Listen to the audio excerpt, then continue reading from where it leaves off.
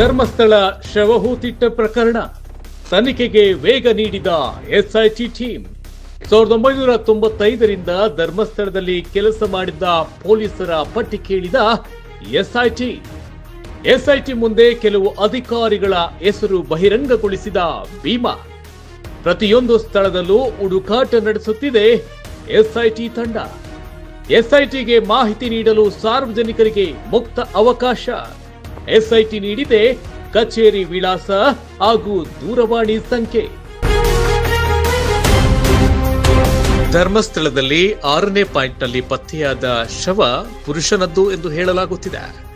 SIT ತನಿಖೆಗೆ ಮಹತ್ವದ ಸಾಕ್ಷಿ ಈಗ ದೊರಕಿದಂತಾಗಿದೆ. ಹೌದು, ರಾಜ್ಯಾದ್ಯಂತ ತೀವ್ರ ಕುತೂಹಲ ಕೆರಳಿಸಿರುವ ಧರ್ಮಸ್ಥಳದ ಶವಹೂತಿಟ್ಟ ಪ್ರಕರಣವು ಮಹತ್ವದ ತಿರುವು ಪಡೆದುಕೊಂಡಿದೆ. ವಿಶೇಷ ತನಿಖಾ ತಂಡ ಎಸ್ಐಟಿ ನಡೆಸುತ್ತಿರುವ ಶೋಧ ಕಾರ್ಯಾಚರಣೆಯ 3ನೇ ದಿನವಾದ ಇಂದು ಅನಾಮಧೇಯ ವ್ಯಕ್ತಿಯೊಬ್ಬರು ನೀಡಿದ್ದ ಸುಳಿವಿನ ಮೇರೆಗೆ ಗುರುತಿಸಲಾಗಿದ್ದ ಸ್ಥಳದಲ್ಲಿ ಮಾನವ ಅಸ್ಥಿಪಂಜರ ಅಂದ್ರೆ ಮೂಳೆಗಳು ಪತ್ತೆಯಾಗುತ್ತಿವೆ.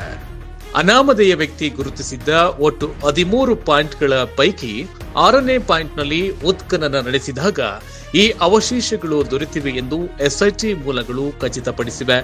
ಇದು ಪ್ರಕರಣದ ತನಿಖೆಗೆ ದೊರೆತ ಬಹುದೊಡ್ಡ ಮುನ್ನಡೆ ಎಂದು ವಿಶ್ಲೇಷಿಸಲಾಗುತ್ತಿದೆ.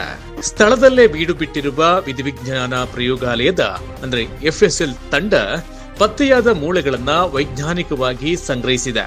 ಡಿಎನ್ಎ ಪರೀಕ್ಷೆ ಸೇರಿದಂತೆ ಇತರ ವೈಜ್ಞಾನಿಕ ವಿಶ್ಲೇಷಣೆಗಾಗಿ ಈ ಮಾದರಿಗಳನ್ನ ಬೆಂಗಳೂರಿನ ಪ್ರಯೋಗಾಲಯಕ್ಕೆ ಕಳಿಸಲಾಗುವುದು ಎಂದು ಅಧಿಕಾರಿಗಳು ತಿಳಿಸಿದ್ದಾರೆ.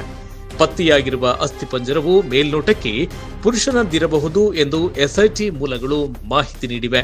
ಬಹಳ ಮುಖ್ಯವಾಗಿ ಕಾರ್ಯಾಚರಣೆಗೆ ನೀರಿನ ಅಡ್ಡಿ ಉಂಟಾಗಿದೆ. ಹೌದು, ನೇತ್ರಾವತಿ ನದಿ ಸಮೀಪದ ಪ್ರದೇಶದಲ್ಲಿ ಉತ್ಖನನ ನಡೆಸುತ್ತಿರುವುದರಿಂದ ಅಗೆದ ಗುಂಡಿಗಳಲ್ಲಿ ನೀರಿನ ಹೊರತೆ ಹೆಚ್ಚಾಗಿ ಕಾರ್ಯಾಚರಣೆಗೆ ಅಡ್ಡಿಯಾಗುತ್ತಿದೆ. ತಕ್ಷಣವೇ ಪಂಪ್ಸೆಟ್ಗಳನ್ನ ಬಳಸಿ ನೀರನ್ನ ಹೊರಹಾಕಿ ಶೋಧ ಕಾರ್ಯವನ್ನ ಮುಂದುವರಿಸಲಾಗಿದೆ. ಇದರೊಂದಿಗೆ ಕಂದಾಯ ಮತ್ತು ಅರಣ್ಯ ಇಲಾಖೆ ಅಧಿಕಾರಿಗಳು ಸಹ ಸ್ಥಳಕ್ಕೆ ಭೇಟಿ ನೀಡಿ ಉತ್ಖನನ ನಡೆಸುತ್ತಿರುವ ಜಾಗದ ನಕ್ಷೆಯನ್ನ ಪರಿಶೀಲಿಸಿದ್ದಾರೆ.